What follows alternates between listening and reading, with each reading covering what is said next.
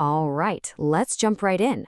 We're going to take what's usually a pretty dry topic, prior art searching, and turn it into a full-on detective story. So forget the jargon for a minute. Today, we're not just analysts, we're detectives, and we have a case to crack. This right here, this is our whole game plan. For the next few minutes, you got to think like a detective.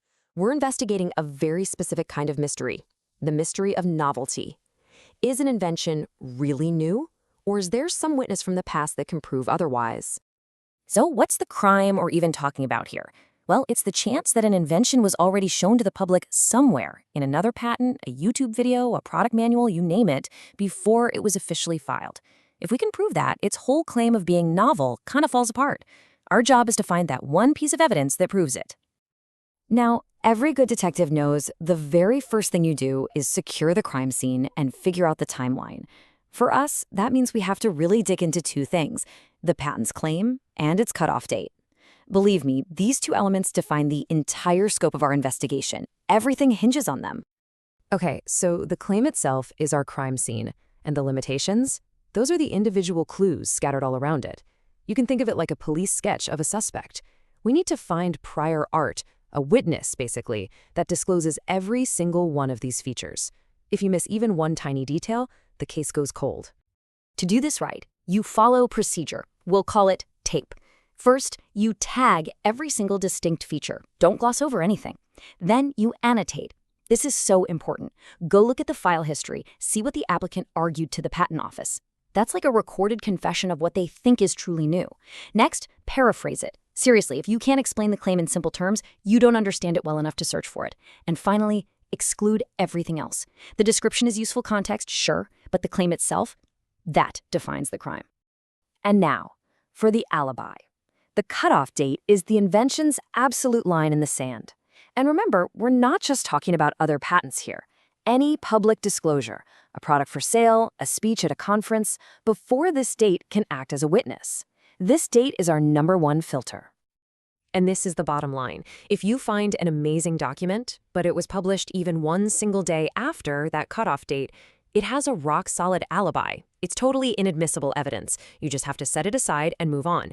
This rule is what keeps us from chasing ghosts and building a case that'll get thrown out. All right, we've put up the yellow tape and we've established our alibi. Now the real fun begins, the actual investigation. This is where we stop analyzing and start acting, building our case file with a smart, systematic search.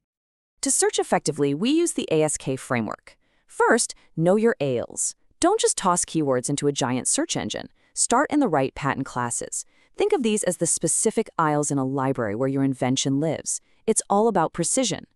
Next, come up with synonyms. Think outside the box. What other words could describe these features? What might a competitor call it? And finally, build your keyword families. Grouping related ideas together lets you create these really powerful searches that can uncover evidence that simple keywords would just never find. Okay, enough theory. Let's put this into practice and get our hands dirty. We're going to investigate something super simple, an everyday object with a very specific set of features, a paper cup. This is going to be our training exercise. And here it is, our suspect sketch, broken down into 5 key features or limitations. We need a tapered body, one opening at the top, and a flanged base to keep it stable. But you see that note?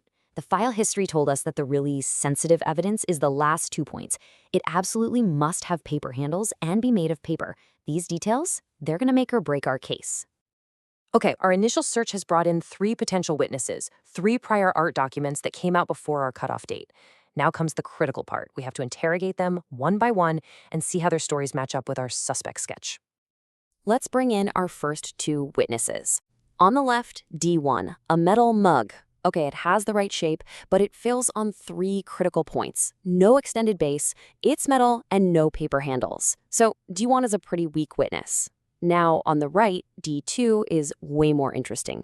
It's a paper cup, it has the right shape, and it has that crucial flanged base, but no handles at all. So close, but not a perfect match.